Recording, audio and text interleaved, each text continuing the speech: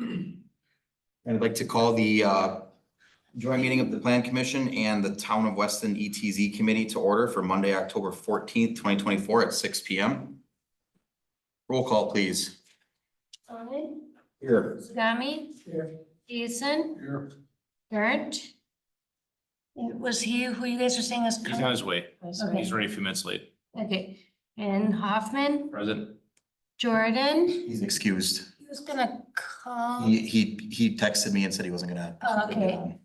Okay, and Mumper. Excused as well. Oh, yeah. Roll call for ETZ, please. Ryan. Randy. Here. Mark. Here. Milt here. Who else is on UTZ? Oh, we Roman. got Here. Gert Durant is here. and Mumper. No, he's He's excused. excused. If you could please note that Gary Gurn just walked in for Plan Commission as well. All right, public comment. Looks like we've got a couple of them here. I have a comment here for, this was emailed in for project 202400269, which I do believe is a public hearing, so I'll read that into that. And then I've got one from, I've got three other ones here. We'll start with Brian Wolf, 6703 Fife Ave, the Revi Mini Storage. If you could step up, yep, please.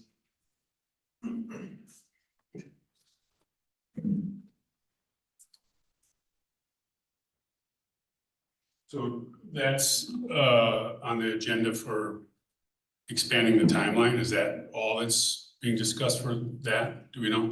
Yeah, Yeah, do you want to wait to comment after we explain it? whatever I'm supposed to do. Yeah. Either way is fine.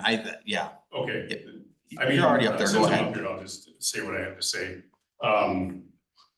So I don't have a problem with extending the timeline. The issues I think that some of the neighbors and I personally have is the drainage off those units running into the backyards. There was originally, in the original plan, there was supposed to be a drainage swale between the back of those and our yards, and there's not really. It slopes down. There's not really any ditch or anything, and then that water, I think one of the neighbors, Roger mentioned, had water coming into the yard, and I think they contacted somebody on the board. So that's an issue. The other issue is the greenery that was supposed to be planted in there to kind of hide the units was part of the original proposal, the original plan. We haven't seen any of that, as well as some of the brush that was just kind of left there on his property that abuts all the properties along Fife there. It still exists. So I don't know if there's a representative from that organization here that could maybe address those concerns. So I think that was all I had in that concern. So, Thank you. This is on the agenda for tonight, so we will have some discussion. okay. You're welcome to stick around for that. Yeah, perfect, please. Tom? I'm sorry, I can't make out your last name on here, sir. Ellery? Yeah, Okay, I live at 6805 and I have this, same concerns about, the rental storage units. My concern would be them, are they gonna finish that fence that they've started on each end of the property? I think that was in the original plan that they were gonna do that. But I've heard some rumors that they were only gonna just leave the ends finished, and in between, they were gonna put some kind of panel or something between the openings of the buildings, like that. And I don't think there's anybody up and down the line that wants that. They want a fence from one end of the property to the other end. So that's my concern, the fence. okay. Thank you very much. Jim Pincinot. Can I wait till I think it's item 16, please. The rest of the committee like to along the way, or would you rather hear it under public comment? He wants to wait. Okay. All right, so that's everything I have here. Is there anybody online or anybody else in the audience that wishes to make a comment? No one else online besides staff. Okay. Hearing none, we'll move forward to items number 4 and 5, minutes from previous meetings. We have the minutes from the September 9th, 2024 regular PC meeting. Actually, I think we're gonna have to take them separate because one's PC and one's ETZ. So do the minutes from September 9th, 2024 regular PC meeting. Move to approve. We'll give the motion to Zagami, seconded by Deason. On the question, hearing none, all those in favor signify by saying aye. Aye. Opposed? So carried. Item number 5, minutes from November 13th, 2023 PC joint ETZ meeting. Move to approve. Motion by Hull, second by Olson. On the question, hearing none, all those in favor signify by saying aye. Aye. Opposed? So carried. Communications, disclosures, and recusals. Members of the body should make any required disclosures or recusals during this time. Do we have any? Moving on, written communications received. I do have the one that I will read in under agenda item number 9. We'll move into public hearings. Zoning, map, and text amendments, conditional uses, and related requests.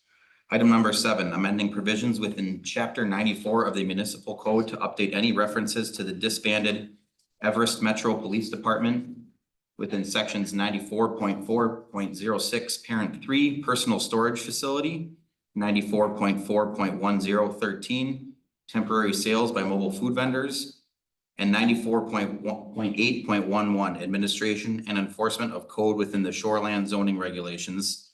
Section 94.11.02 landscaping requirements. Section 94.12.08 access and driveway standards. And section 94.17.04 definitions to add a definition of sign alteration in the village of Weston and the extraterritorial zoning area of the town of Weston. I'll open the public hearing. Presentation by staff. So over the last 2 months, we brought these changes to you guys to review prior to scheduling them for public hearing. It's kind of going to be a tag team between Carrie and I on the. Is that over again? Yeah, it is, I guess. Sorry. So the first one is, like it says, with the new police department, we had to go into the zoning code and update and make it generic, so that it just basically says police department instead of Everest Metro. So that was the change there. Do you want to do the landscaping? And the landscape changes, we've discussed it, I believe, at the last couple of meetings. And the impetus for this was the ABC Weston project, which had more hardscape than landscaping. And so the Planning Commission directed staff to look at some alternatives or ways to incorporate more flexibility into the code. So there were a few areas where that was done. The first being flexibility that projects that contain certain aspects such as sustainability aspects or certain architectural designs be subject to different applicability. The second area was looking at ways to incorporate hardscape. So we revised the points allocations for different types of plantings. We expanded that section. We also increased the ability to get credit for planters that contain annuals and perennials from 500 square feet to 1,000 square feet. And then included a landscape surface ratio bonus where if they're above the green space requirement, they can get a bonus category that alleviates them from some of the points required. And we did discuss the changes in detail last meeting, but we can certainly answer any questions about that. And then the last category that came up with the Planning Commission was in the area of maintenance, where we have these requirements and applicants put things in and then sometimes they're removed or they don't last. And so we did look at that, and the code does require replacement within 1 year of plants dying. I think the difficulty with this, we discussed before, is more on the enforcement side to know when and if that's happened, just to be aware of that. And so those changes are those are kind of the broad descriptions, but the code has the detail, of course, within those categories. Thank you, Carrie and Jen. So the last two, the one with the access and driveway standards is in regards to the provisions for sidewalk. So it just allows the site plan approval authority to make that waiver in regards to the sidewalk if it's required out along the street. So basically there's three things that have to be met basically Michael has to determine that it is okay not to have it based off some things. And so that would just change it so that we wouldn't have to bring something in if it was a staff reviewed project. This kind of came up with the B&D warehouse project where it had to come just to basically say, no, you don't need sidewalk. And then the last one is just a definition for sign alteration. We felt that that was needed based off of working with our sign code. So those are our changes. Thank you. Any public comments on agenda item number 7? Second time, anybody have any comments? Third time, any comments? Hearing none, I'll close the public hearing. And I presume staff recommends approval. We recommend it as presented, yes. Okay, discussion and recommendation to the board by the Plan Commission and ETZ. Has the point standard changed on the landscaping then? So there are a couple areas that have, so one is some of the points were adjusted for individual plantings. Okay. And then there were some categories that were broken out better, like large and small deciduous trees, large and small evergreen trees. And then there were 2 categories where the amount was adjusted. One was under frontage and one was under general yard area. So those were slightly kind of relaxed. And then the points were bolstered. That's kind of the end that was more Sure. adjusted. Okay, thank you. What about the large? And I would have difficulty defining large, but what about the large landscaping type rock? So that section remained the same, and so we allow natural landscape boulders that need to be at least 8 cubic feet. We'll allow 10 points per boulder up to a maximum of 200 points per lot. So we kept that as it was. I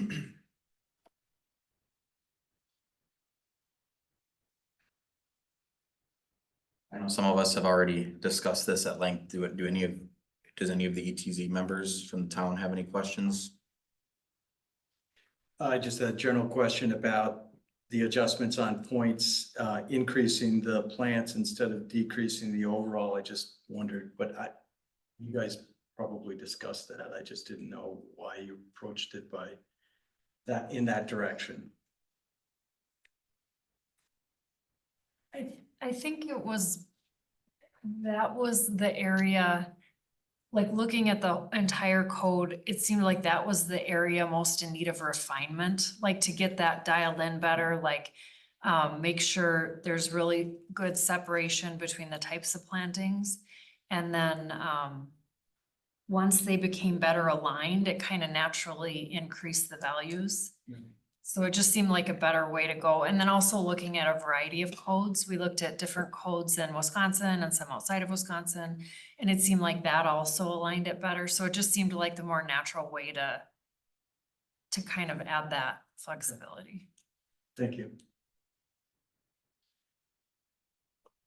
Anybody have any further discussion? Hearing none, I'll entertain a motion from the Plan Commission. Motion to approve as presented. We have a motion by Deason. Second by Gurnt. On the question. Hearing none, all those in favor signify by saying aye. Aye. Opposed? So carried for the PC, and then Milt. Any discussion on that motion, or is there a motion from the ETZ committee to approve them? Motion to approve as presented. A second? Second.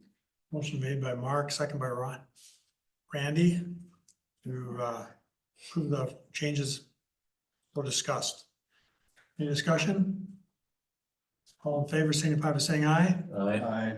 Opposed? Motion carried. Change will be made. Is there a motion to adjourn the ETZ committee? So moved. Second. Motion made by Mark, second by Randy to adjourn the ETZ committee for what's today, October 14th, 2024. All in favor, signify by saying aye. Aye. Opposed? Motion carried. ETZ committee is adjourned. Thank you, gentlemen. Thank you. All right, number 8, adjourn ETZ, we already did that. Number 9. Project number 20240269. Kevin Ostrowski, 6304 Hubert Avenue, pin number 192-2808-102-0004. Requesting a conditional use permit to exceed the amount of allowed accessory structure floor area, 1,000 square feet, for residential use in the single-family residential large lot SFL zoning district. Open the public hearing. Presentation by staff and or applicant. Thank you, Chair Cronin and members of the commission. So I just want to initially start by, I think the area of the accessory structure was omitted from the RFC. So the dimensions of the proposed accessory structure are 32 by 40. So it's just slightly over the 1,000 square foot maximum. And the applicant is here, so he will be available for questions also. So the property is located in the single-family residential large lot zoning district, which permits accessory structures to be constructed up to 1,000 square feet in floor area. And like I said, this one is just slightly oversized. So the criteria that we look at, it's consistent with the existing structure in terms of the the aesthetics. The vinyl siding matches the trim color of the home. The roof materials and roof line will match. The driveway will be tied into the existing driveway, so it can be used pretty readily for vehicles or household materials, and no changes to ingress or egress from the site. There are trees kind of behind the structure that will provide a nice buffer. And there's the standard 18-foot wide 2-car garage overhead door that will be included as part of the proposed garage. So it's a pretty straightforward proposal. The location and dimensions meet all the dimensional standards for the district except for that maximum floor area standard. And like I said, the applicant is here and I'm sure he'd be happy to answer any additional questions.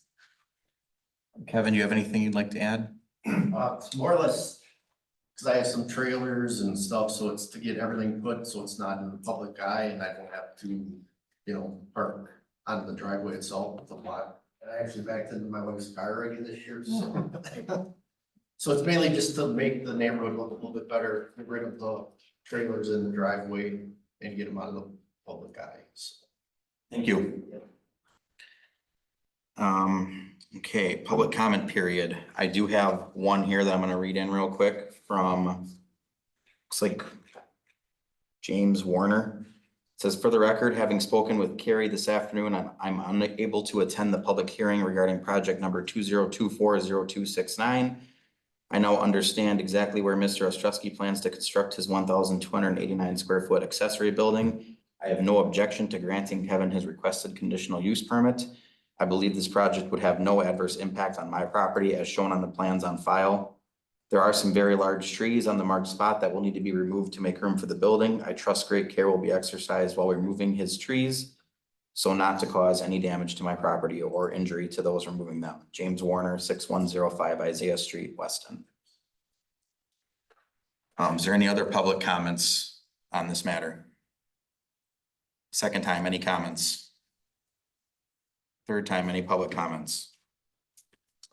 Hearing none, I will close the public hearing. Recommendation from staff. Recommend approval. Any discussion and action by the plan commission? I'm gonna do determination, yeah. Correct. We'll move into that right away. Oh, please. All right. Boy, as much as I'm talking tonight, you guys should just have one of you guys read these. You're good. All right, determination number 1. Is the proposed conditional use consistent with the comprehensive plan, this chapter, and all other plans, programs, and ordinances adopted by the village? Yes. Yes. Number two, the proposed conditional use in its proposed location and as depicted on the required site plan will not result in a substantial or undue adverse impact on nearby property, the character of the neighborhood, environmental factors, traffic factors, parking, public improvements, public property or rights of way, or other matters affecting the public health, safety, or general welfare, either as they now exist or as they may in the future be developed as a result of the implementation of the provisions of this chapter, the comprehensive plan, or all other plans, programs, and ordinances adopted by the village. Yes. Three, does the does the proposed conditional use maintain the desired consistency of land uses, land use intensities, and land use impacts as related to the environs of the subject property? Yes. Number four, is the proposed conditional use located in an area that will be adequately served by and will not impose an undue burden on any of the improvements, facilities, utilities, or services provided by public agencies serving the subject property? Yes.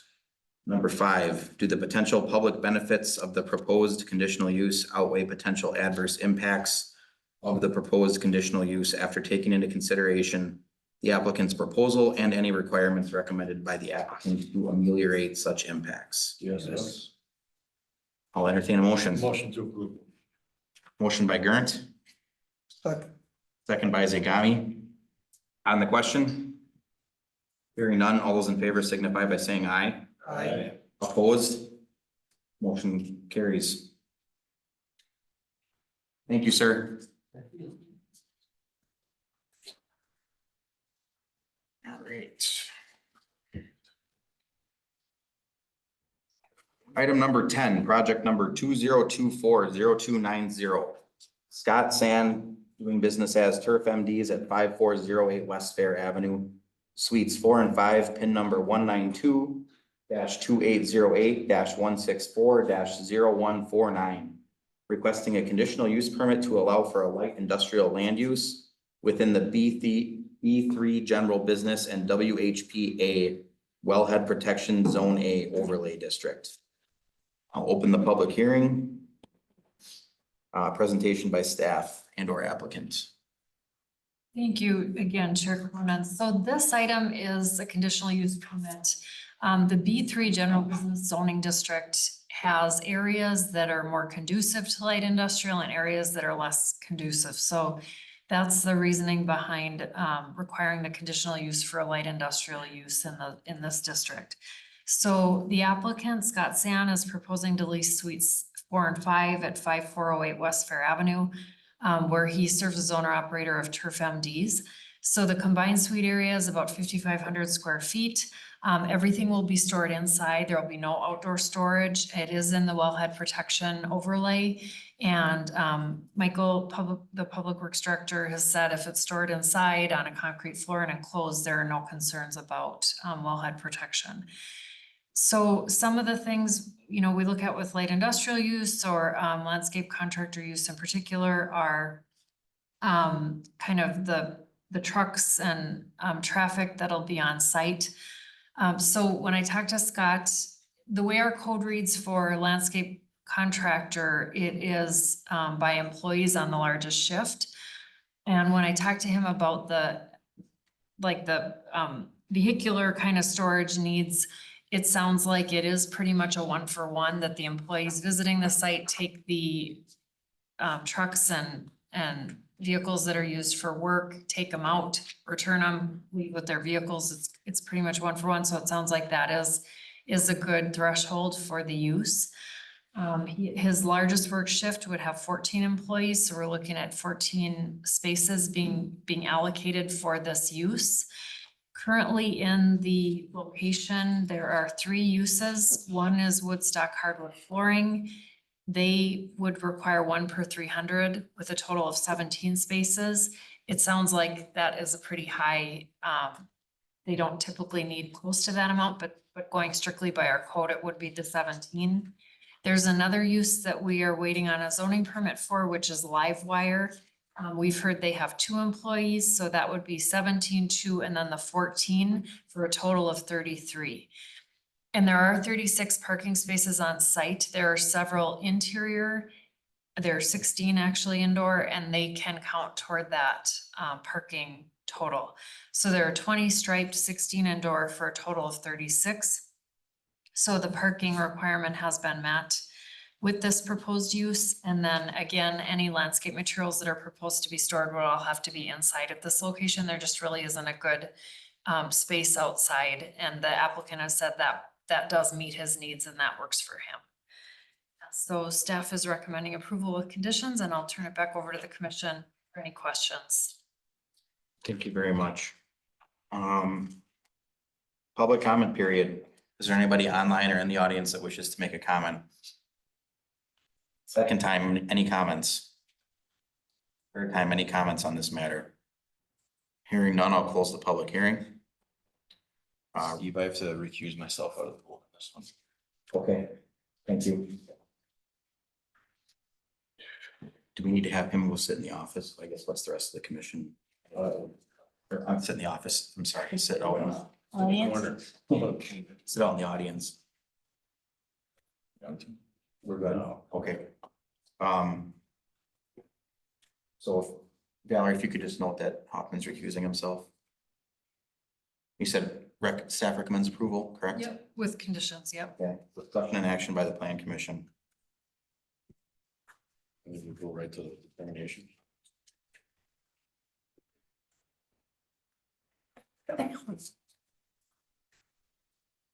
All right, number one, is the proposed conditional use consistent with the comprehensive plan that Baxter and all other plans, programs, and ordinances adopted by the village? Yes.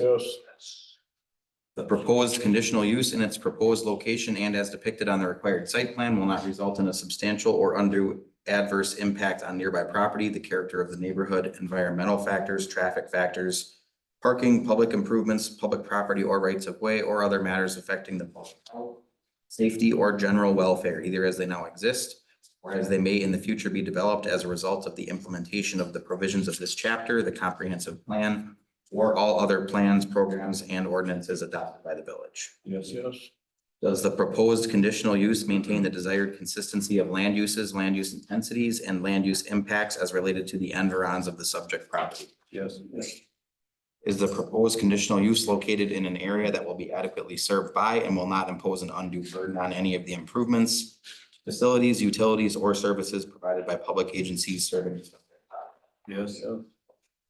Do the potential public benefits of the proposed conditional use outweigh potential adverse impacts of the proposed conditional use after taking into consideration the applicant's proposal and any requirements recommended by the applicant to ameliorate such impacts?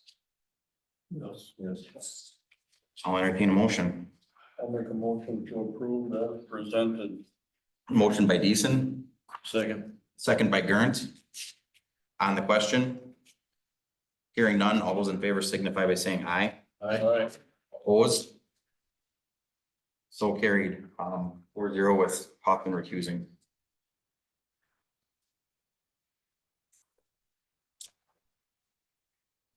All right, moving right along here. Item number 11, project number 20220392. Ryan Street Rentals LLC requesting for a conditional use permit amendment to amend the project phasing timeline for the continued construction of a personal storage facility within the LI Limited Industrial Zoning District per section 94.4.06, parent 3 at 6508 Ryan Street, PIN number 192-2808-221-0985. We'll open the public hearing. Presentation by applicant and or staff. Thank you. And this item is a little confusing because the last meeting we had a pretty extensive discussion and the applicants were here. But technically that meeting was to kind of direct them or staff as to whether a conditional use permit amendment would be needed. So this meeting was required to have a public hearing and do a formal amendment to that conditional use permit. So the details in the RFC are very similar to what was discussed at the last meeting. This outlines their new timeline request, and they have provided a plan that correlates with the requested changes. So we'll have that for our records. And I believe there is a development agreement that will be modified to reflect that as well. So the changes are, the requested changes are phase 2, which would be the end of this year, would be to pour concrete pads, construct the north storage buildings, install the fence, and I know that came up with the public comment period. Install the first lift of asphalt in the east side of the storage unit area, and then plant the trees along the north property line, which I think was also the buffering that was discussed. So that would all be happening before the end of the year. Phase 3 would be 1 year after, so it would be December 31st, 2025. Planting trees along the south property line, pouring remaining concrete pads, constructing the southeast storage buildings, installing first lift of asphalt on the remainder of the site, with phase 4 being 1 year after that, which would be constructing the southwest storage buildings, installing the surface lift of asphalt in the fall of 2026. So the only item staff wanted to note is in the zoning code, and it's pretty typical with conditional use permits, that the expectation is that all buildings be constructed within 2 years. So this certainly could vary from that, but that just may be something that if the commission would want to, you know, have that as a guideline or for consistency, that's something that we may want to consider. The conditional use permit was granted in 2023. The project was originally expected to have all buildings completed by November of 2025. That was the original expectation. So it's something that the planning commission may want to consider, but this is the timeline that we did discuss with them, and we have the plans attached also. And then I'll turn it back over to the commission. Thank you, Carrie. Public comment period. I know there was a couple of people who already spoke on this matter. Is there anybody else online or in the audience that wishes to make a comment? Second time, anybody else online or in the audience that wishes to make a comment? Third time, any comments? Hearing none, I'm going to close the public hearing. Recommendation from staff. For approval. Okay. Discussion and action by the Plan Commission. Carrie, within that plan were all the statements earlier in the meeting from the public addressed as far as do we know what's going on with the fence? You guys actually approved the fence to only be between the buildings, so that hasn't changed. It's always been that way. The original approval had, because Dave was the one that actually brought that up at that meeting. So those were allowing basically fence pieces in between the buildings. That's how it's always been. Because you can see the back of the building would be considered a fence. And then the fence between the buildings to eliminate anything from seeing. Yeah, so they haven't changed anything with the fence. It's the original approvals that you guys gave them. Okay, and what about as far as site work, the drain swale? That's what I was gonna ask. I remember that. Yeah, so I met with, to address your concerns, Brian, I met with Jeff on site, would have been 2 weeks before the last plan commission meeting, so about 6 weeks ago. And I did discuss specifically those issues with him. Cause it definitely is, I've been on site for some flooding up on the north end or east end of Fife, behind Roger's house. And so there is inadequate drainage swale on the north side along the property line there. That was definitely something that I brought up to him and made him aware that needed to be adjusted. And same with the landscaping. I recommended to him that he not install the fence panels on the east and west ends where they run north-south. That way he can actually get in behind the buildings to install the landscaping. So, because if he installs all the fencing, he doesn't have any access back there, right? You won't build up, regrade the berm or regrade the swale and or do the landscaping. Correct, if he installs the fencing, so. But the fencing will be installed prior to the project being completed, correct? That's what's on the approved site plan is the fencing, yes. No, all aspects of the fencing. So. When does the swale get fixed?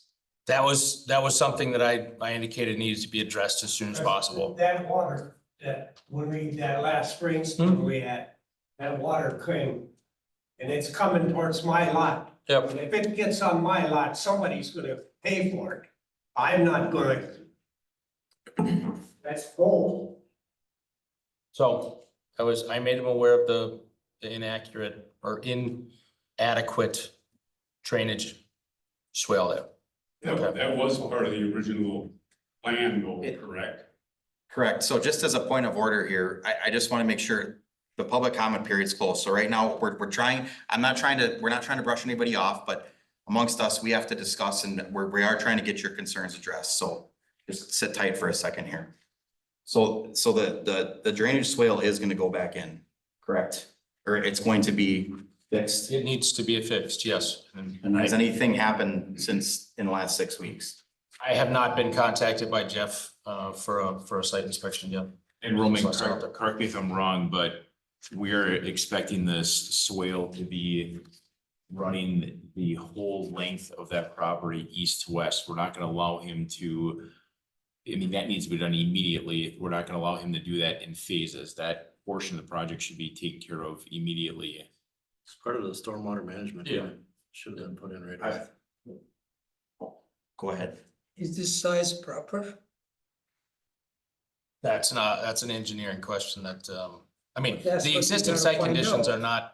are not proper. Maybe that engineer should answer the question, is it designed proper? Is it sized to pick up all the water? Sounds like it was never. I don't think it was It installed. was not installed, Shane. I mean, there's some minor grading back there, but, They graded to put the buildings in and then they never correct. did the correct swale. Respectfully, in my opinion, whatever motion gets made tonight should include that being addressed this fall. Sure. I think, It needs to be fixed before winter. yes. Yeah, definitely. Then it's pretty big enough problem. Michael. Correct.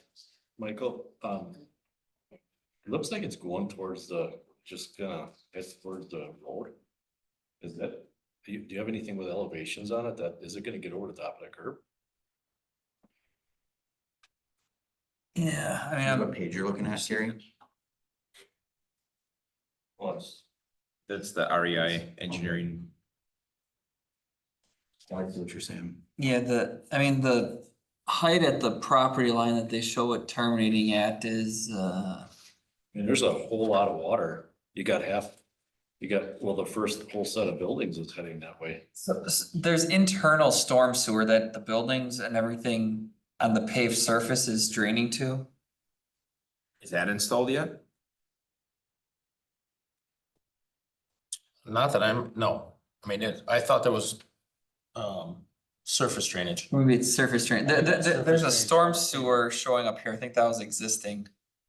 So there's an existing storm sewer that the pavement south of the fence, kind of in between the buildings, is going to.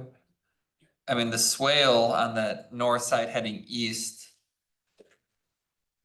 And I don't know, are those roofs pitched, are they all pitched one direction or are the? They're a mono pitch, if I am not mistaken. To the north or south? The big shed, they goes east and west, the roof goes this way. You're saying the existing building that's there? Right. Yeah. Big shed. Yeah, It's the not, existing building, And that that's goes where north the south. water's coming off of. And I did explain that to him as well. And that's running, I mean, it came. that hasn't been touched in years. It showed that catch basin, where is that catch basin being discharged? The catch basin discharges to Ryan Street. You have a stormwater there? Yes. Does this mean that the Okay. water's- But the other side of it doesn't show where it's going. The west side goes to a pond, storm pond. Is the storm pond in there? Way in the Yes. back. That's been The installed. storm pond has been installed, yes. Okay. It doesn't show it on the plan.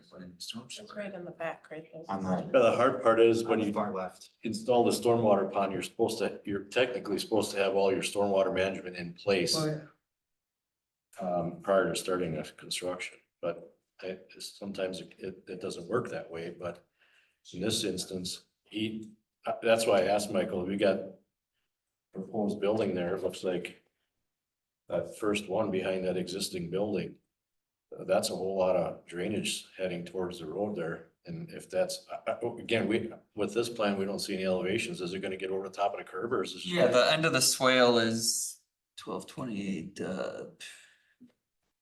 It's about a foot higher than the street elevation there, so it, So that looks like it's right at the property line. yeah, it's gonna be close to that corner, so. So then, I don't know what the existing conditions look like there. I guess I haven't gone out there myself. We can work with the property owners to make sure that is diverted at least to the east and not to the north. Doesn't show water. Yeah, and I think that should happen very quickly here. I'd have to agree that that should happen before snow flies. before the ground is frozen. Because otherwise you're gonna have a whole lot of runoff in spring. That's gonna be problematic. So maybe there needs to be, they've got this phasing in the timeline here, but do we add a phase 1.2 that states that the water management has got to be completed by middle of November, end of November? I don't know. Gary, you're probably the expert on how quick that's got to get done. Well, I assume he would have, Jeff would have, if Roman talked to him 6 weeks ago, he should probably have addressed it. But, it's definitely something that's gonna need to be addressed sooner than later. I mean,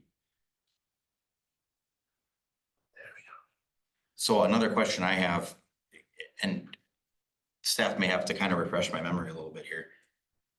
At what point did we talk about 2026 the last time we were in here? I don't remember that being a point of our conversation at all. My impression was that originally this was all supposed to be done by the end of 2025. We were allowing them to, we were essentially pushing back the deadline from November to December of this year because of the wet spring we had. But I don't know how we got from everything else being finished in 2025 to now buildings and the surface lift of the asphalt in 26. I mean, that's gonna put this project at 3 years, 4 years. I'm looking at, so yeah, I think so it looks like at the last meeting, spring of 2026, the only thing that was spring of 2026 was install surface lift of asphalt. Everything else was November 1st, 2025 was pour 2 remaining concrete pads, construct 4 south storage buildings, first lift of asphalt on the remainder of site and plant trees along south property line. So the buildings were all supposed to be done next year. Yes, yep. So I'm not trying to point fingers, but I'm just kind of curious, did they provide this timeline or is this something Yes. that we wrote up? Yep, they provided that. That's what they submitted that revision. REI prepared that for them. I am fine with what we discussed at the last meeting. Anything beyond that, at this point, I'm not okay with. well, and I'd go one step further and, you know, their number one priority has to be this drainage, like now. Well, I think, Steve, that's why you're feeling the way you are. If things would be followed to a good standard. I mean, we knew this was gonna be a situation right from the start with the neighbors and the complaints. So you think the person would have went above and beyond to make sure everybody was happy? I feel like we gave the mouse a cookie and now they're coming back and asking for a glass of milk. I mean, that's just kind of how I feel right now. Yeah. I don't know how everybody else feels, but I think staff's gotta get out there and It's on my calendar to contact Jeff in the morning. have a come to Jesus meeting with them.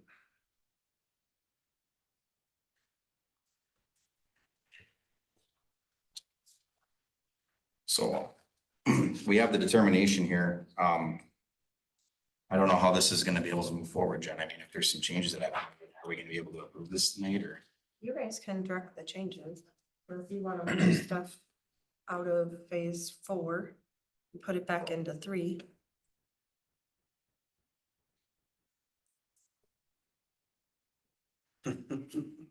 How ornery do we wanna get?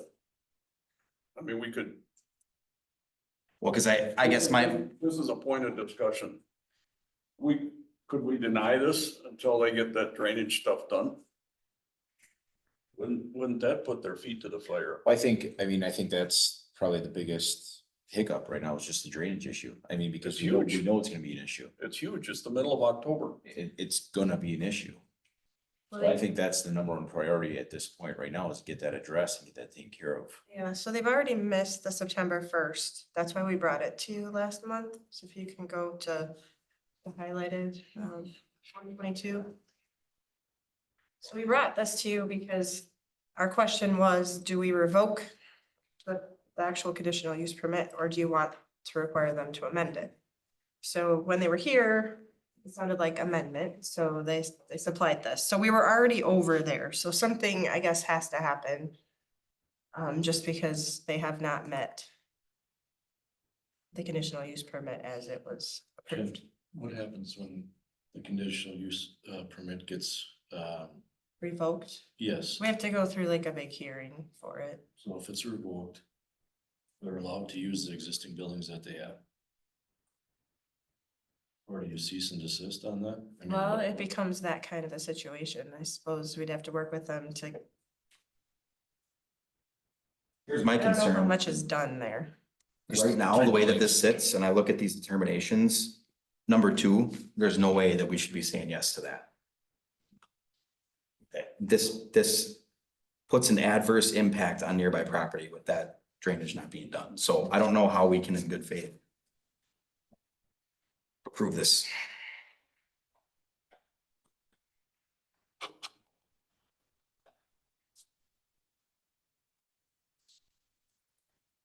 So just prioritize. I think he just needs to get the drain done before any more action's taken care of, because at the end of, that's the hiccup. I mean, that's the, He can't continue work though, correct? Until we approve this or no? Well, we haven't issued any kind of stop work order or anything yet. Okay, I don't think they have anything going on over there though, do they, Roman? Building number 4 was slated to show up in November, if I'm not mistaken. So as far as, but Jeff is not doing the construction on the building. Someone else is doing the construction on the building. All right.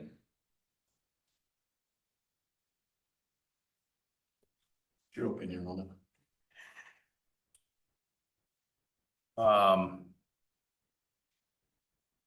If Jeff has equipment and should have had it taken care of.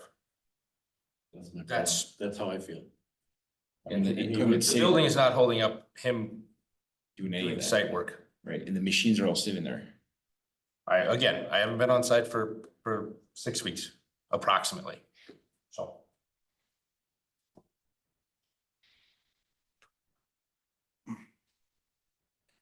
so Jen, if we answer no to item number 2, what does that mean for approval? Does that mean that we can't?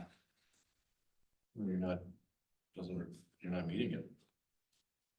Well, if you don't, it depends on how you handle it. If you deny this request, the original one stands unless you do something with the original one. And then you can amend this one to make it whatever you want. So you could tie the drainage into that. That didn't come up during the last discussion, so. I don't think any of us were aware that that was an issue. What if we put a little financial tie to it, that building number 4 cannot be set? And it can sit there until the drainage swells up. Stop, cease, desist. Can you do that? Yeah, I could put a stop work order on it. Until the stop work order until. Well, the they're drainage taking is- out each individual building, so you could put. Yeah. Not issue any more permits on the buildings and put a stop on the current ones that they've got. Yeah. Until they get the site done. Does he have any of those things down? What's that? No, It's we haven't not. given him They occupancy. don't give them occupancy. He doesn't have power. Could we give them time until next meeting to complete this and bring it back to us? Yeah, you can defer. I think he's gotta have a proposal that he's gotta bring back to us because. Well, I think what we should do is amend this proposal. and approve it. And it is what it is. We talked about this at the last meeting. Right. And he doesn't get into 2026. No, except the only thing that we were allowing for that was the final layer. The final lay. Which from a construction standpoint, if they're putting those together in, October, November, as they are now, unless they have it asphalted before they put them in there, they're not gonna get them asphalted. That's why he's asking to go to 26 with it, because they're planning on putting them up late fall. Asphalt plant closes, they don't wanna run wreck the brand new asphalt with this big And machinery. we were okay with I that. get all Yeah, that, I get that. but the drainage should have already been done. Should have been done. If you get them done by next meeting, it'll be okay. You don't have much of the frost in the ground, he can do it. If you delay it any further, he can't do it because we're gonna have frost in the ground and you can't grade it properly. And you got only 2 feet deep pond and there, that's not much of the grading. Does the DNR call you or? To your point, Husheng, my worry is if we wait another month, that's another month that we haven't. I mean, we're asking him to do that, but this, if we approve this tonight and put that in our motion, he has to do that before the end of the year. He's gonna get a stop work order. He's got a month and a half to do it because after that, he ain't gonna get it He's done. not gonna get anything unless he do Right. the job. We're not gonna approve anything, we just tell him do the project, then we approve it next meeting.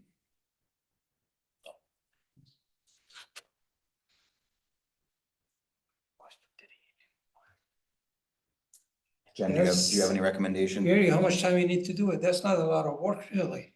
Well, I didn't see the contours there, but It's only 2 feet pond, on that north side. right? It doesn't have a length and width of it, and it's only 2 feet deep. Where do you see that, Michelle? Oh, look at that. What It's- page are you on? The top of elevation is 2. Page 130, Gary. I don't think you wanna straight up deny it, cause that's gonna basically make him so he can't do anything for 12 months. I would agree. I can't state for, I can't say anything for like the amount of time. All I can tell you is that the contractor that did my drainage swale had it done in about a day and a half, 2 days. And I mean, they did perfect. It was seeded, it was done. So, I mean, a week's worth of work for him, he should be able to have something like that done. This should have been done for those buildings, though. Now you gotta get back there to cut all of that.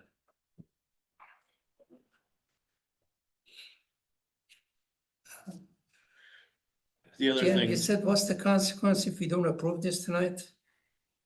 You can defer it. well, Jim, why can't they stop over there? I just asked them, the staff, and where's your stormwater permits?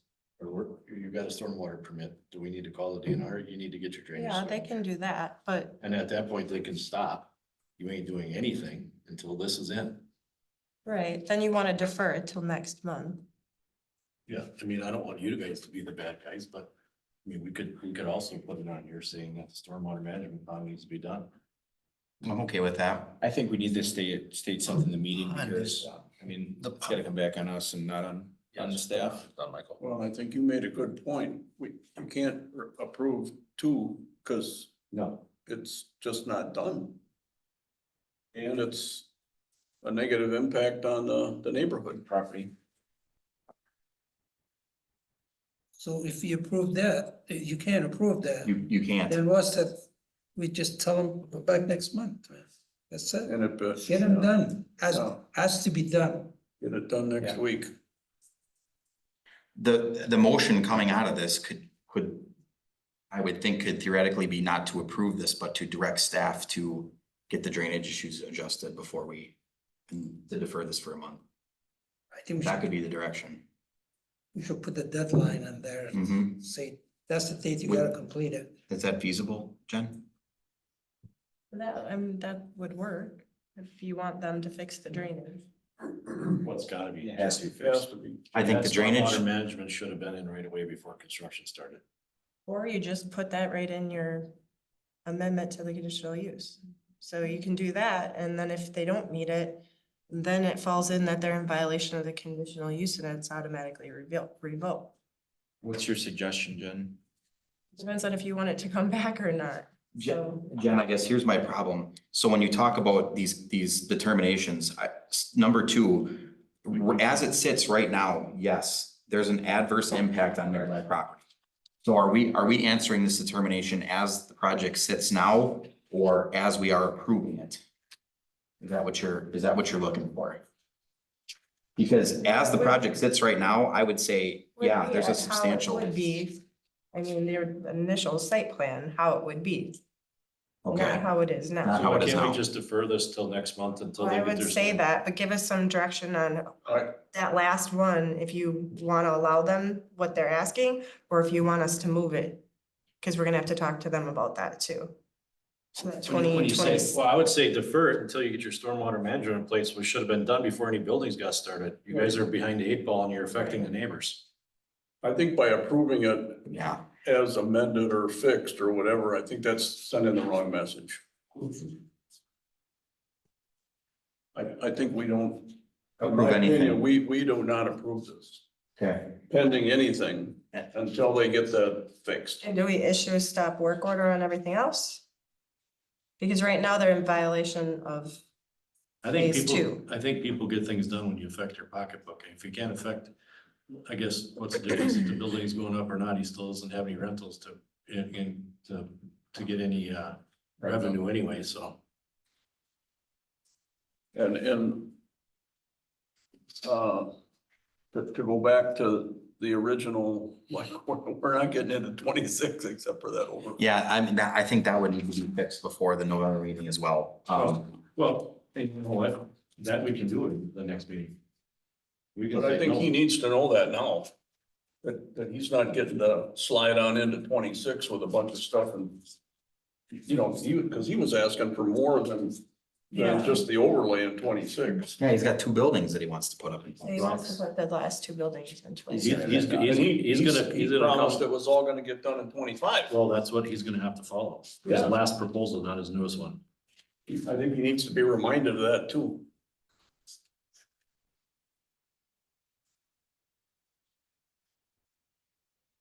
So do we need to go through the determinations then tonight, John? Or are we just gonna, No. do you need a motion on how we Yeah, want you to? have to defer it. We have to defer and just put stipulations on it. Right? Yeah, and give us some guidance in your deferral. Recommend to staff to have that talk with them. Okay. Staff and or I think Michael or Roman, you guys could also say the DNR. We don't want to call the DNR out here, do we? Because that might incur some fines. Maybe not. Army Corps of Engineers or So a little something. fear enough. It depends what they disturb. There is a portion on that east side that was not meant to ever be changed or disturbed where the existing buildings are. So I guess part of it's understanding exactly where the issues are. How big is that lot? I mean, it's over an acre. They have a stormwater management plan, but depending on what is causing the issue or is not causing the issue. Well, Michael, you're saying behind the existing buildings, the REI might have designed that water to drain that way. In hopes that it was gonna go over the curb, but now it might be spilling over the level area grass that is going on to the neighbors. Correct, and I'm talking like without storage units, anything there, like essentially where the storage units started. On the west side, everything there is meant to go west, so part of it could just be double checking that what they installed or didn't install. Without actually being there myself, I don't know. Understood. If the pond's been installed and everything else just isn't graded right, it might just be a grading issue, so. But it don't look like that ditch is, Roman, you don't see no 2-foot ditch behind those units. There's not a 2-foot dish on the north side, no. Was that supposed to be a 2-foot ditch along the whole property line? East to west? That's what the site plan depicts. Well, except for once you get past, well, I shouldn't say that. It's hard to By the house? see by the house, Michael, unless you can see something different than I can there, but.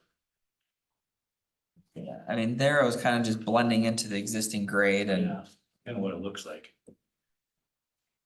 All right, how do we move this along? Does someone want to take a stab at a motion here? A motion to defer with some stipulations? Move to inform them they have to complete the project. You can include the drainage and other deficiency which they had on November 15. Then they have to bring it back to the planning commission again. I would say defer action on this until the November meeting. And then the direction that you're Yeah, so giving. just make a motion to defer and then provide some direction as to what you want to see happen. I'll move to defer the project until next meeting. And also contractor has to complete the project, not the contract. So if the owner of the project, he has to complete the project by November 15. And that should include the drainage on the north and south, the drainage ditch, and also the pond on the west side. So we have a motion by Zagami. Second by Hoffman. You got your hand up? There was a question. Just a point of order, Mr. Chair, November 15 is after your next meeting, which is November 11th. You get the 11th. Or you can bring it by November. It's November 11, that's fine. Make your motion for the 11th. Yep. So we need to amend his motion. I don't know that it had a second. Oh, yeah, it did have a second. Did I have a second? Or did you? Travis, I was just So it was pointing. just acknowledging Jim. All right, you put your hand up, so I assume that you were. It didn't have a second. November 15, I was- Okay. He had an itch. November 15, I was thinking about the American Asphalt closing the plan. And unless he does all his paving already. So are you asking staff to go out there? Okay, just hold that. So hang on a sec. We had a motion here and the motion is November 11th. Yes, Correct? yes. We have a second to that motion. Yes. Okay, so we have a second by Deason. Now on the discussion. Are you directing staff to go out to the site and visit him, meet him there? Well, the staff, I think they should bring him to the office, discuss it with him, then visit with him there when he started. I think either way, staff is assumed because we have to deliver this information back to them. Okay, I've already got the email sent. That he needs to contact me right away in the morning, so. Okay. I didn't want him to go out there, get to the argument with him, that's all. That's why bring him to our home ground. But it sounded like Michael wanted to go out there to take a look at the elevations and the drain, the. I can do that too, just on my Without own a- too. Okay. I have trust that we Yep. beat this to death enough that they're gonna Yep, get this figured out before November. I do too. Okay, so we have a motion by Zagami, seconded by Hoffman. Can we restate the motion, please? Second by Decent. I'm sorry, seconded by Deason. Jeez. Can you restate the motion, please? Or do you want Husheng to? Well, okay, so to defer action until next meeting. And the applicant has to complete project by November 11th. Including, and I may have missed some stuff here, including draining on the north and south. Drainage swale, north and south drainage swale. And a pond on the west side. Well, drainage ditch and the pond on the west side. They should be completed by November 11. Okay, so that's our motion. I would like to make an amendment to that motion to direct staff to work with the applicant on addressing the timeline issues that we've discussed as well. You can do that, but as we drag it to get to November, he can't grade the bottom of that pond. I know, but I'm talking about the 2026 issues, because if we're gonna approve this in November, that timeline needs to be fixed. I want the buildings done at the end of next year. I guess that's my point. The pond's done, the pond, The pond on the west end is installed. okay, just the drainage swales need to be.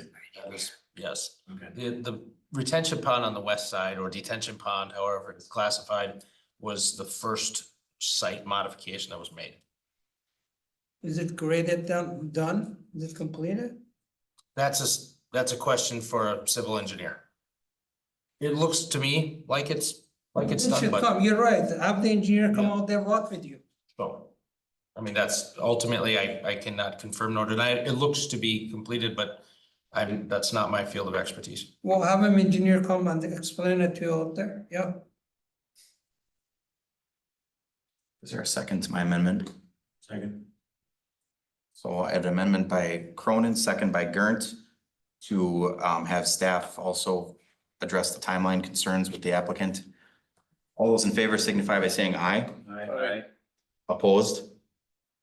So carried on the amendment. So now on the original motion to defer action, get the water addressed, get the timelines addressed, and there was something else. Is there anything else? By the North and south drainage ditch, west side pond, and the remaining work on the structure, By November 11th. correct? All those in favor signify by saying aye. Aye. Opposed? So carried. Okay. Staff, do you have a good direction of the timelines, what expectations are for these timelines? It's to revert to what was discussed previously, Yeah, correct? I correct. mean, it should reflect what was discussed at the last meeting. Excellent. Who's his contractor? He's probably his own contractor. His own contractor? I would believe so. Roman? As far as the site contractor goes. ICS, wasn't he using ICS? That's That's his company. Well, then make it easier. He doesn't need permission from anybody else. He can bring equipment out there to do it. Unless he got other obligation, other project, other side. Yeah, like I previously stated, he has the equipment to do the necessary site modifications. All right. For everybody out in the audience that had some concerns, if there's anything that comes up, if you could please continue to direct your concerns, any questions to staff, we'll make sure we get them addressed. All right? Thank you. Thank you. Thank you.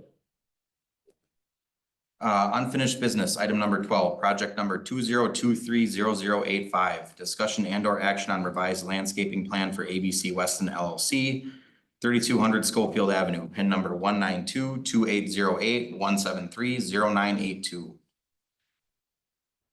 Yes, so as was discussed earlier, this project was the impetus for the changes to the landscape code. And so, you know, as a courtesy, we're reviewing the landscape plan concurrently with the proposed code changes, so to kind of try to move it forward. So we have looked at the revised landscape plan. It's very close to what the new recommendations would be. There are a couple deficiencies. One being street frontage, there would actually be 2 trees required along Birch Street, even with the change to one per 150. And then the building foundation was just short by a slight amount because they were proposing to use some potted plants, and that wasn't a new thing that we were identifying, just because that's such an easy thing to take from a site or change from a site. So with a couple small changes, they would be within the newly proposed code guidelines, but there are a couple small changes that would be required in order for their plan to be approved. And this has been discussed with the applicant and they were okay with it? We have not brought it back to the applicant yet. I think we did, I'm trying to remember where this was. I believe we have, I think we were waiting until the code amendment was official. A couple of other things that prior to getting back to the applicant is the arborist is reviewing. We had a couple concerns. There are some large trees proposed within some planters that seem small in comparison to the trees. And she still hasn't compiled her feedback. So once we get that, we will communicate with them. But some of the interior parking lot areas with the planter sizes just didn't seem consistent. So once we have that feedback, then we will get back to them. Do you want deferral then? I think, It's not ready. We should just defer it. yeah, and I think that would, yeah, that's a good idea. So your recommendation would be to defer? We'll go back and do one next month. Motion to defer as presented. Motion by Deason, Second. second by Hoffman. On the question, hearing none, all those in favor signify by saying aye. Aye. Opposed? So carried. Item number 13, project number 2024-0090, David Barnes of U-Haul of Wisconsin requesting a conditional use permit at 5009 Schofield Avenue to allow the expansion of a personal storage facility land use within the B3 General Business Zoning District with WHPA Wellhead Protection Zone A Overlay District. Public hearing held 8/12/24, withdrawn by applicant 9/17/24. Discussion and action by the Plan Commission. We are just recommending that you acknowledge the withdrawal right now. I believe that David wants to bring it back. And if you deny it, then he would not be able to bring it back. So we just wanted to make you aware that he withdrew it.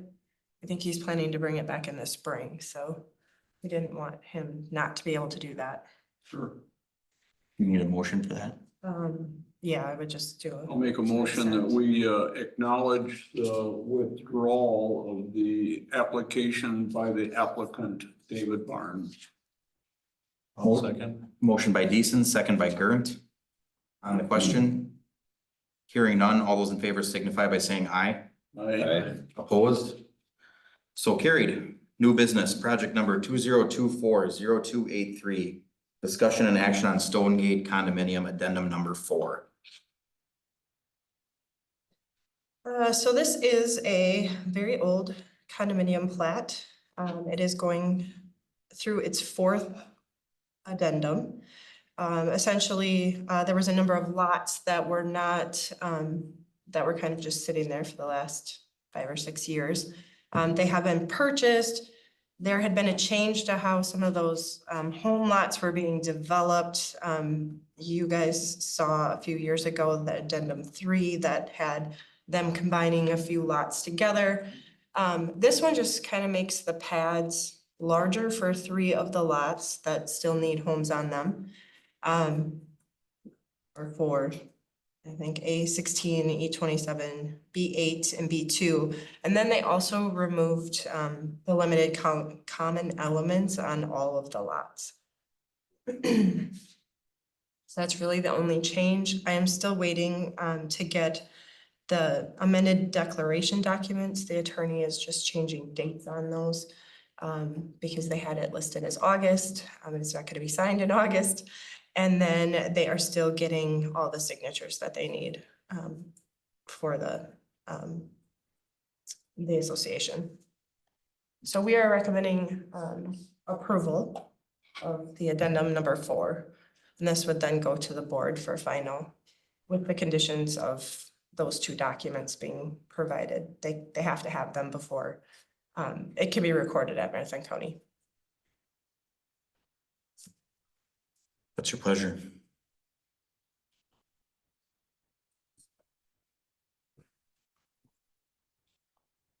I'll make a motion to approve per staff recommendation. Motion by Deason, Second. second by Zagami. On the question? Hearing none, all those in favor signify by saying aye. Aye. Opposed? So carried. Item number 15, project number 2024-0110, discussion and or action on proposed amendment number 4 to site plan for multi-tenant commercial development at 2302 Schofield Avenue, Lockery Development. PIN number 192-2808-181-0992. Yes, so this is the 4th amendment to this site plan, commercial site plan application.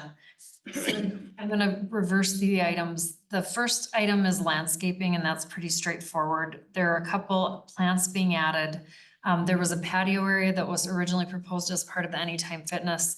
They're just breaking this up with a few plantings, which will add a few points. It doesn't change the landscaping plan that much. If anything, it is an enhancement, so that one's pretty straightforward. The second portion of the revision is a change to architectural elevations. And in staff's opinion, I mean, it is pretty substantial. I mean, there are the materials that were used previously, not only the types of materials, but how they were utilized. There were some changes to the siding align, some of it was horizontal, some of it was vertical. It just looked, there was a lot more architectural appeal This is a substantially downgraded facade. It is on two sides, it doesn't meet the finishes requirement of 40% of enhanced design finishes.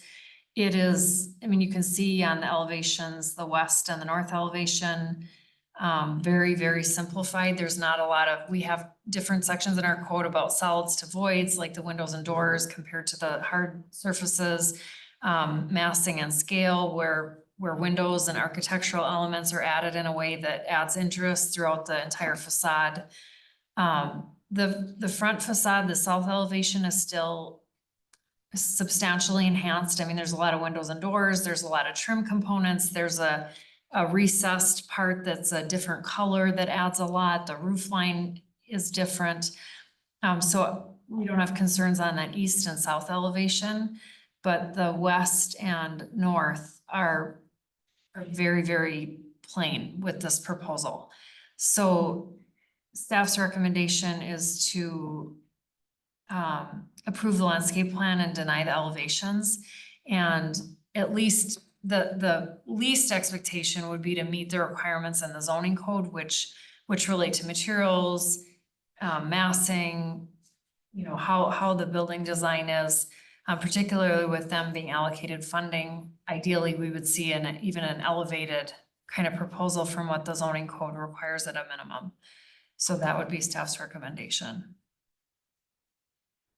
Thank you, Carrie. How much money did they receive?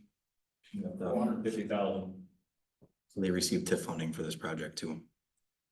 They haven't received. Well, they haven't received, yeah, We're correct. Sorry. So. So the south and the east are okay, then the west and the north are not. Correct. But the north faces Backyards of the houses. and cut off road, basically. It's, yeah. There's a fence along, I mean, I'm just right, trying to get it squared in my head. It I'm does not face. saying that it's okay that it does that. Okay. And this is a 5 units now, right? He chopped the 1.5. There's 5 commercial units there. Yep. 3 before, yes. I guess, Started out as 3, Husheng. Started at 3, now it's at 5. what was the reasoning for the elevation changes? To simplify the design, but I don't think, So save money. yeah, exactly. That's, yep.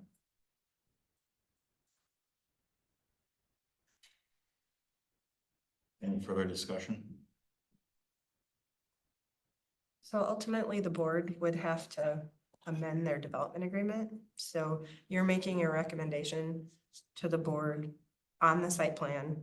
And then the board would have to decide how they want to handle the development agreement. Because right now, as it stands, they have to, that's why we keep bringing this forward, is we want what you guys approve and what the board gives them money for to be what we see at the end. And on this project, essentially Roman's been finding things out when he's been on site that they've changed things. So that's why They're he's not- bringing it forward. Yeah, they're not being proactive with communicating changes to in-house staff. The site foreman is indicating those changes are forthcoming to me while I'm on site. As they're done already. Not necessarily, maybe ordered, but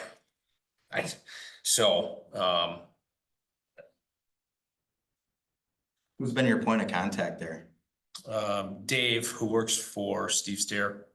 Steve Steer's the general contractor on it for Lockery. Maybe we should just make a phone call to him and have that discussion with him, like When you're receiving TIF funding, you guys He's the need one to, that signed the funding. So Steve Stair is part of the LLC with Lockery. you know, you're receiving, well, you're going to be receiving TIF funding for this project. It needs to be followed to the T, or we need to be notified so we can get it modified. I don't know if just a phone call would help. Quite possibly. I mean, I don't speak to Steve on a super regular basis, but I know how to get a hold of him. We're currently working on a list of 23 items that are structural in nature with the building itself. So, oops. The state building inspector identified 23 items 2 weeks ago with the structure. So, that's been what was the architect laid out was not what showed up on site. So, as far as the construction documents were concerned. So that's been the major communication points so far recently versus changes to the elevations. Okay. But we can definitely, you know, address those, I believe. Carrie and Jennifer have been in attempted communication with Raleigh and Steve about this. As far as the changes go. It's a pleasure.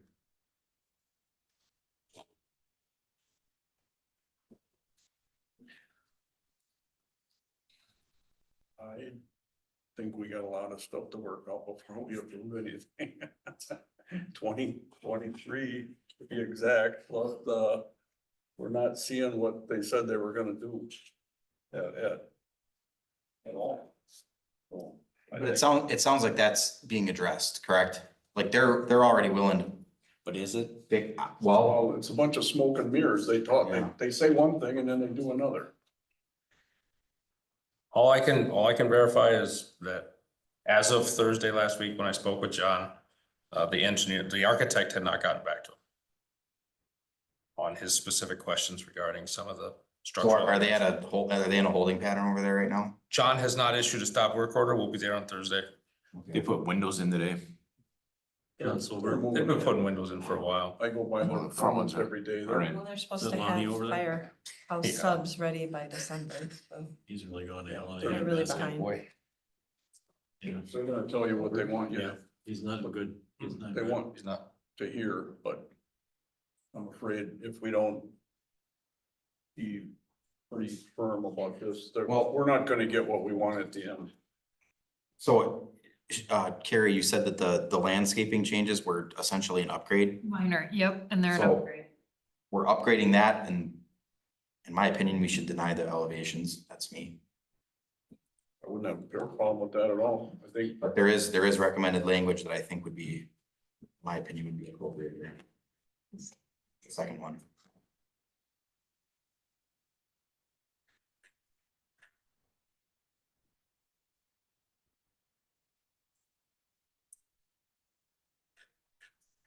Go ahead, Mr. Chair. I'll take it. Go for it. I recommend approval to the village board of the amended landscape plan, and I recommend denial of the proposed elevations. So moved. I mean, second. Motion by Cronin, second by Deason. On the question? Hearing none, all those in favor signify by saying aye. Aye. Opposed? So carried. Referrals from Board of Trustees. Item number 16, discussion and or action on zoning ordinance, general signage regulations applicable to all zoning districts regarding flag signage prohibition. I believe trustee Pincinel wanted to make a comment. Yeah. And you're the only one here, so you can sit, stand, do whatever you want to do. Okay, It's better for the microphone. is that fixed now? It seems is like- fixed. You have to say his name and address for the record. Yes. Oh, sure. Jim Hudson, 502 Euro Street in Weston. Yeah, so I asked for this to come back. I think our flag sign prohibition is silly, outdated, and we need to fix it. There have been almost, I don't know what you have in the packet. I think you have 15. That number is wrong. It's higher than that now. I found 3 in the last 7 days. Right, of these flag signs. Right, 16, again, 3 to that. So that's 19 since July. I don't know what the math on that is. 5 a month, right? 5 parcels a month. If you look in the historical data, we've had this before as well. All of our neighbors have them. Rothschild has flag signs. Now, I can have a 2x3 sign or banner, and that's okay. That's not prohibited. I don't understand why the prohibition, if it's a safety thing. I think texting and driving is probably a little bit more distracting to a driver than a wavy flag sign or an inflatable tube umbrella guy, whatever. But flag signs are not a distraction to a driver in 2024. I just think this is very antiquated, the way that we have this written. Many of these are new businesses, but many of these are existing businesses. Most of the signs that you see are the grand opening, the now open. Hey, we have this sale. There was just on Friday at festival, they had, I don't know if it's at seafood or fish or whichever, they had the big banners out that said, I didn't send you that one yet, but I'll send it to you so you got it. Now hiring, Crystal Finishing, great business in the area, right? They're looking for guys or gals to work there. And they have a flag sign out there. Can't have the flag sign that we're hiring now. That's unacceptable. Anyone in here that's a business owner that all of a sudden you and you guys or whichever, I think at least one other business had a now hiring. We had a grand opening, several of the grand opening ones. Green Hike Turner Community Center had a grand opening sign. They're not permitted to have a grand opening sign. A $30 million project that I can't hang a grand opening sign, that's crap. We gotta fix it. That's all.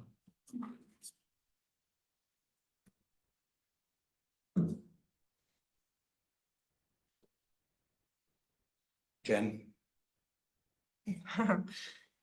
So we were asked by the board to look into neighboring communities, and Carrie did that. So that's on page 186. So most everyone has the same language that we do.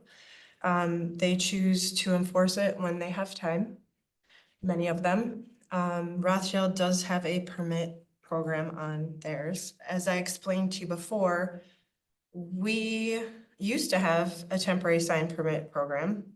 A lot of times we spent chasing people down to get them permitted. And by the time we would get that, they'd already been up for a few weeks. And I think our permit was only good for 7 or 14 days at a time. So back when we did this in 2019, when Emily looked at it, we asked to remove those and essentially allow people, the smaller ones, the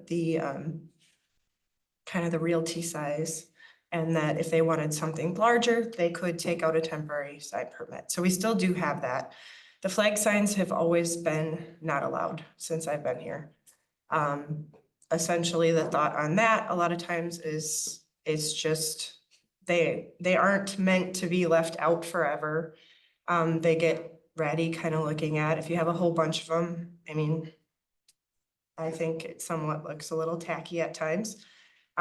So it's just been something that the community, the commission at the time has not wanted. So, I mean, from staff's point of view, I mean, if you want to get rid of them, or allow them, that's fine. You're gonna have to change the code because right now they're too big. They wouldn't fit in that where we wouldn't have to have a permit for it. So we would have to work on language for that. I just don't have staff time. I mean, you guys have seen some of the stuff we're dealing with some of the projects. And we don't have time to be the sign police. We do take them out of the road right away. The police department is doing that for us too. Because we're gonna have sign issues always. I mean, I've been here for 22 years. Signs have always been an issue. When I was first here, it was all those temporary message boards that people were using as permanent signage. I spent a whole summer going through and working with people to either get rid of them or they kind of jimmy rigged them onto the side of their buildings. So signage has always been a problem and been an issue. So the board has sent this to you to look at. I did put a couple different options on what you can and can't do. Essentially, when we talked about it before, you guys didn't see a need to change it when I brought it up a couple months ago, kind of heading off the issue. The board Jim did ask Mark to put that on the agenda and the board referred it back to you. So I kind of put your options in there on what exactly you guys can and can't do. You are responsible for the zoning code. So staff, the public, plan commission, or the board can make amendments or bring an amendment forward. Right now, they just referred it to you to kind of look at that and do that. So you can refer it back to them. You can schedule us to have some kind of amendment made to it. We would need some direction on that. Or if you want to talk about it further, those are kind of your options. So I guess once I get a feel on what you guys are thinking, I can tell you what route to take Who's the enforcement agency? for the signs. Yeah, is it us, like staff, or are we directing Mountain Bay Metro? So it depends. They, we send the initial letter, but the two CSO officers have been actually either going to the site and talking to people. Or we've been talking to the business owners, those Roman or Travis will go to, it just depends. Because the way I read this, right, I just think back to some comments that Chief Hunt's made, that when it comes to these types of items, it's very beneficial if all three of the communities that are part of Mountain Bay Metro approach these things the same way. So when I look at this chart, it says City of Schofield not permitted, so I'm assuming, is that also the same language as we have right now? Yeah, so they Okay. just deal with it if it becomes an issue. And then the Village of Rothschild is a little bit different, but it sounds like they allow them on a very short-term basis, is that correct? Yeah. So what would that be like? I heard you say, Jenna, was 1 to 2 weeks. Do they? Yeah, we like- used to, I can't remember, I think there was like it's changed a few times, but yeah, they were a maximum of like 2 weeks tops. Rothschild was? No. Okay, so Jen, let me ask you a question. If I put my hiring sign out in front of my place and I get my 2-week sign permit, and at the end of my 2 weeks, I give you another sign permit, what is the course lap of time? I mean, do I have to have it out for 2 days before I can put it back in? I'd have to go look back at what that was. Because- There was yeah. a time frame off of it and there was only a certain amount per year. Rothschild is no more than 30 days per year. But it's a 10-day period, and the way, this is my thought process on this, right? Right now, it's taking us, what, a few days to notice? Yeah. And then the letter has to go in the mail. I mean, by the time someone even gets the letter, we're already at 10 days. But not only that, but I mean, just look at all of the resources that is getting dedicated to this, that we could be having him chase stormwater management people rather than stopping at the hot dog place and telling them that they got a sale. You know, I mean, there's a tremendous amount of resources that you guys don't have currently that we're putting towards this stuff. I mean, are we better off taking our time and spending it on something more beneficial? And I mean, I just look at Yeah, staffing. that's why we I mean, went with no permit within the reason of that size, because back then, most of the people were using the realty tax. You'd see the now hiring, or they were originally, like even in the temporary sign permit, it was for specials. That's really what all it was for. Like if you were having a sale, it wasn't just to say, I've got Aussie bowls today forever, out there, or I'm hiring forever. It wasn't that kind of situation. It was for sales. It specifically said you were having some kind of special that you wanted to do. And so a lot of them went to like a message board because then they could do whatever they wanted, or they would just do the little realty signs because they weren't that expensive. So I'm guessing now those flag signs have become cheaper and people are getting them because they think it's, drawing attention more so to their business.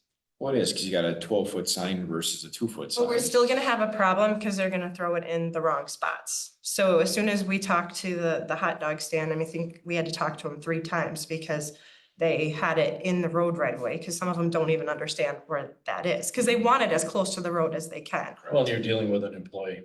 And it's somebody putting it out. So a lot of the ones that we're seeing that are existing businesses, there's probably a turnover of whoever was there. So some of it, like I said, is an educational piece of it, especially with the new businesses. And Carrie, when we sat down and talked, she created a nice little flyer that I put in the packet for you guys that Valerie can send out with those occupancy permits and the business welcomes. So that they know what kind of signage, and we can continue to expand on that to help them. A lot of times we have their email addresses, so that's what those zoning permits are getting us contact information for. Jamie's got a lot of that too from her business survey. So we can just send a letter to them pretty quick via an email. Just kind of Right. letting them know. I will say something on that though, and again, personal experience, but my tenant got one and I didn't get it. You know, I mean, obviously we worked it out, it was fine, but you know, that also becomes an issue too, when you've got a tenant versus an owner there, just because it doesn't always get back to the correct. Right, You know, yeah, and Carrie was brand new with that. No, I'm That's not- why no, I I mean, would we- have sent it right to you. We got it dealt with right away. I mean, it was not a big deal, Yeah. but just saying, I mean, you know, when you look at all the business in town, I mean, the vast majority of these are rental properties that people are renting. And Well, nowadays, we actually have, though, like, there's usually a contact person that we're getting because we're going through that process to get that zoning permit and occupancy. So Is it really that big of an issue? I didn't think so, but I mean, we have sign issues all the time. So like we put in there, we usually do a sweep of them somewhat in the spring once we start seeing them. If we see something start to be an issue, then we'll address it. And then it kind of goes away. Because what happens if somebody sees it, that's what they start getting them. do you get complaints on sign flags? Like, are you getting any sort of public complaint? No. Okay. So what is the issue?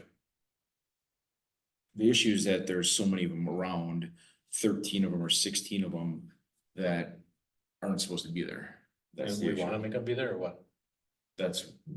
I mean, ultimately, I think that's the reason why you try to clean the community up, so it doesn't look like it's cluttering and flying around with all these banners. I think that's what a lot of communities do for a distraction of driving. I would tend to agree. I mean, when I look at this chart, you know, like I said, I think for conversation's sake, we need to keep things simple for Mountain Bay Metro if they're gonna be the ones enforcing this between all three communities. Schofield's the same of us. Rothschild, it's worded a little bit differently, but it's essentially the same way that we are already enforcing it. And then when you look at the enforcement actions, both Rothschild and Schofield are enforcing it exactly the same way that we are right now. Both of them say if they're up for a few days to draw attention to a grand opening or something like that, it's not enforced. If they're up for a long time, they're contacted and asked to take them down. Yeah. And I think that's generally how our staff approaches things. Well, and my concern, I guess, is, okay, we're allowing these so-called like real estate size signs a little bit. But now they're putting these 10 or 12-foot flappy ones out. Well, if we turn our eye away from that and don't enforce that, how big is the next size gonna get? Well, I don't think anybody's turning their eye against the flappy, do you Well, see that many flappy real estate? It's an enforcement issue. Yeah, and we are enforcing them when we see them. So we've been doing that. I I mean, think it's a that- summer-long thing. I mean, we're all out. I mean, they primarily are on Schofield Avenue and Business 51. That's where they are. Occasionally, they're out by Jay, which we don't get out to as much, like County Concrete just had one. Sometimes, yeah, well, I don't actively remove them unless they're in the right of way. Okay. I do, time permitting. Stop, talk to the, Educate them. educate them, Yeah. let them know that's. But, just drive around. Drive around and see how many signs are out there. Oh, there's a lot. Yeah. Yeah. A lot of them are in the right of way, Well, why wouldn't they be? so, That's where you're drawing the customer's attention, right? and time permitting, we do the best we can. And Everest Metro or no, it's. The police department is actively picking Yes, those they up. are. I knew that they were stopping and picking them up as well. If they're in the right of way, they won't. pick 'em they up. will pick them up. Yeah. And they won't give them back, they just No, stay. he doesn't give them back. And we will do a sweep like in the fall here shortly. We usually do it at the end of October, just because trying to get them so that they're not in the areas where the plows could be. So, Jim, where's your stance on this? Tell me, what, are you wanting to allow these things or? Yes, I think there's no, I think a 2x3, so I can have a 2x3 sign or banner, there's no prohibition on that, it's totally good. But as soon as I put that same 6 square feet on a flappy pole, now you can't have it. And you can't have it for a second, a day, a week, a month, a year, you can't have it at all. It's not, hey, it's gotta look good, or it can't be ratted and tattered. You can't have 30 of them, nothing like that, you can have 0. So when Festival had their seafood sale, I was there on Friday, bought stuff there. Not seafood, but shopped at their store, they had their flag signs up. Drove past there today, no flag signs, right? So they had it for that sale. My assumption is Green Heck Turner, when they opened, they probably wouldn't still have a grand opening sign up today. Crystal Finishing, I don't know if they peeled their now hiring sign down or not. My guess is they're probably still hiring. And if they had a serviceable, good looking sign out, I don't see that as an issue.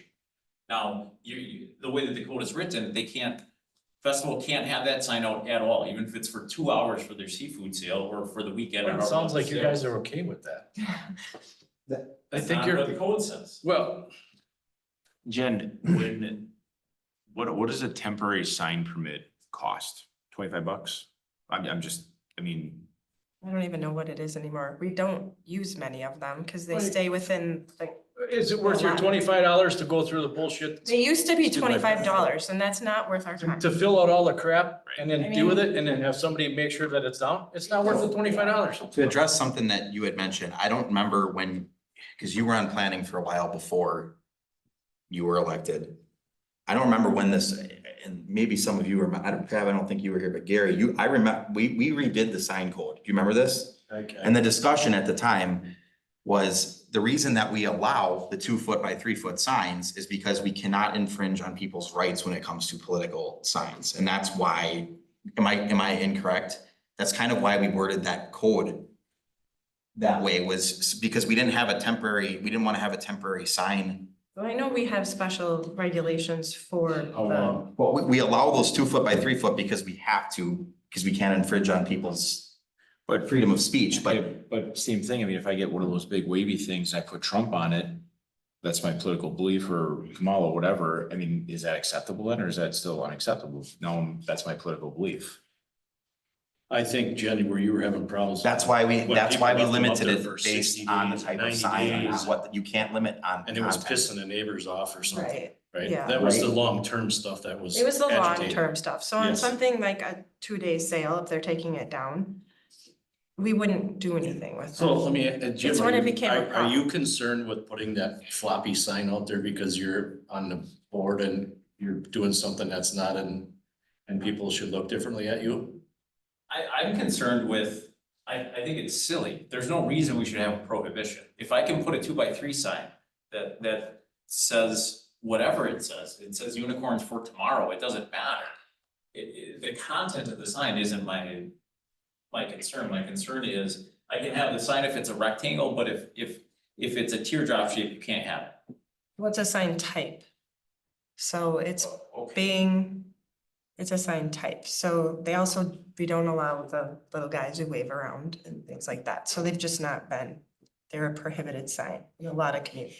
Yeah, because they're distraction. Right.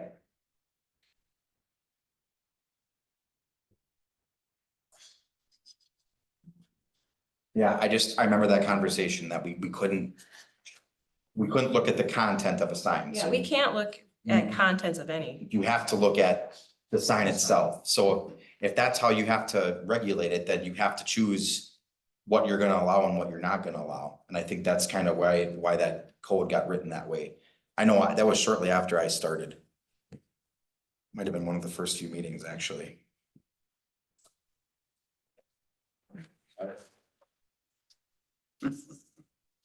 It's kind of a.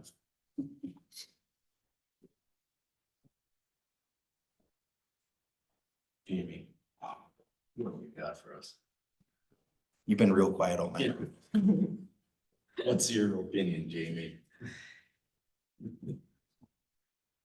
I never think that you should make the perfect the enemy of the good. It's a good ordinance. No ordinance will ever be perfect. It's I a agree. good method. Is it a perfect method? No, but to make the perfect the enemy of the good is just.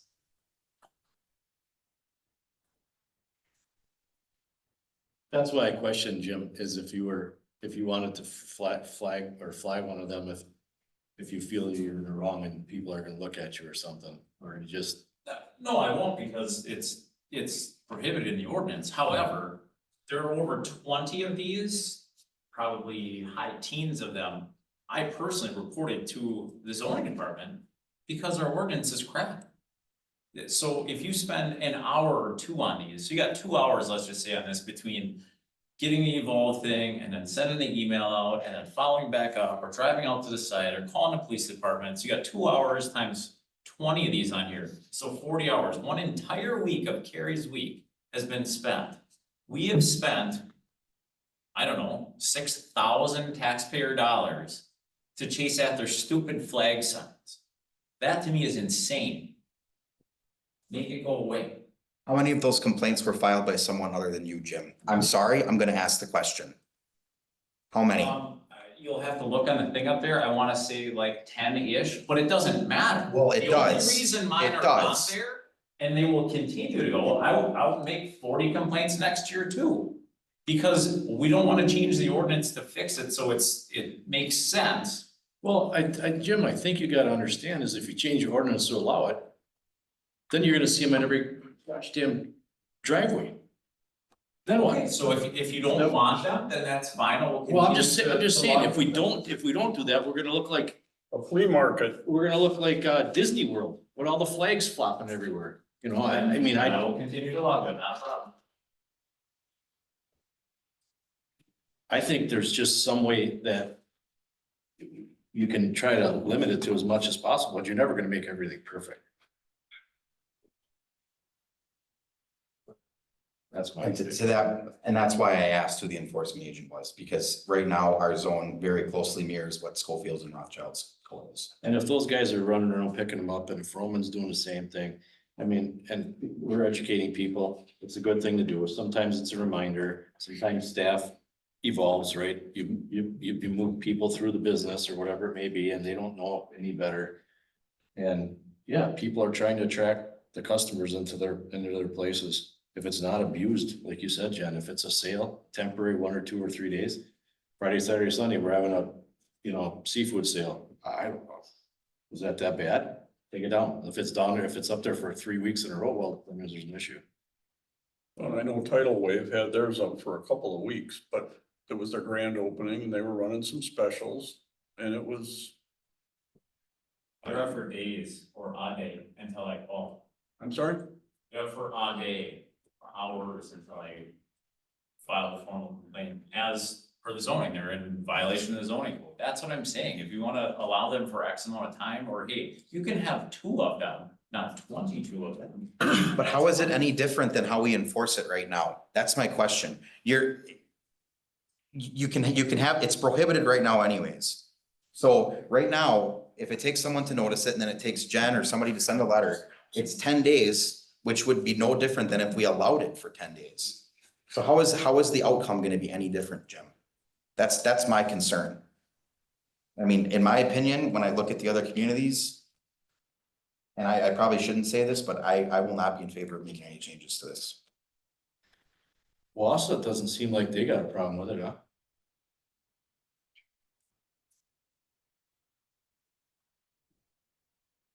I don't think I've ever seen one in Wausau.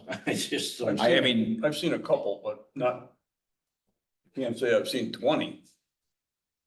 Shane, what's your opinion? You like to see these things or? And move to a table this issue until future notice. I think we've done that before, haven't we? It's done deal. You can't discuss it. It's table. Someone's got to second your motion. Doesn't need a motion. So table, I think, to. I don't think table need a motion. I think for table, you need a motion, but to call the question and make a determination on it, you would not need a second. Isn't table to talk about it later on the agenda? Well, we're pretty much down to the bottom. of the agenda. You could indefinitely defer too. I mean, who's on the planning commission that's changed their mind in the last couple of months? Is there anybody? The only person can bring it back is me. Oh, sorry. How does that work? I'll table it, I have to bring it back. 1 second, I'll just double check to make sure. You're gonna,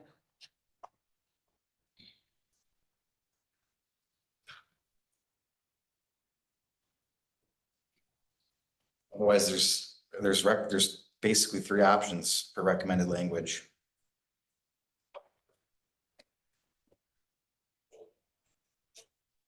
Where are you?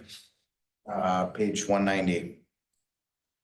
You can direct staff to do an amendment with the following changes and schedule for public hearing. Move to direct staff to draft an amendment with the following changes and bring back for review in November. Or move to recommend no amendment to the ordinance to the Board of Trustees. but a motion to table, which is what trustee Zagami made, it must be seconded. I just put the little chart up there. So if it was seconded, then it would be acted on, a motion to table, but it would need a second. So you second it, then what? How does it get re-brought up? He has to bring it back up? It would have to, But it would die without a line. Or could it be anybody on the plan commission? to bring it back off the table, I think anybody that voted in however the motion would go. So if it would be denied, it would have to be someone that was in the majority of the denial, or if it was approved in the majority of the approval. Isn't it the postpone indefinitely?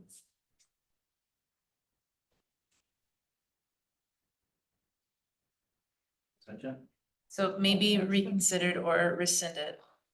But a table couldn't be reconsidered or rescinded. But you could move it back off the table at another point in time. Oh, okay. But I do think that you wouldn't be able to move it off the table at a future meeting because it wouldn't be part of the agenda. You wouldn't be giving the public the ability to hear. So we have a motion to table. Is there a second? Second time, we have a motion to table by Zagami. Is there a second? Hearing none, motion fails. I'd like to entertain a different motion. I move to recommend no amendment to the ordinance to the Board of Trustees. I would second that. Motion by Gurnt, second by Deason. On the question? Hearing none, all those in favor signify by saying aye. Aye. Opposed? So carried. Staff reports, item number 17. Acknowledge and place on file the September 2024 staff approved certified survey maps and site plans. Can we do all three of them together? Sure. 18, acknowledge and place on file the September 2024 building permits, and 19, acknowledge and place on file September 2024 project update report. Move to acknowledge 17, 18, 19. Second. Motion by Zagami, second by Deason. On the question? Hearing none, all those in favor signify by saying aye. Aye. Aye. Opposed? So carried. Miscellaneous announcements and committee commissioner remarks and staff referrals. Gary? Yeah, I'm done.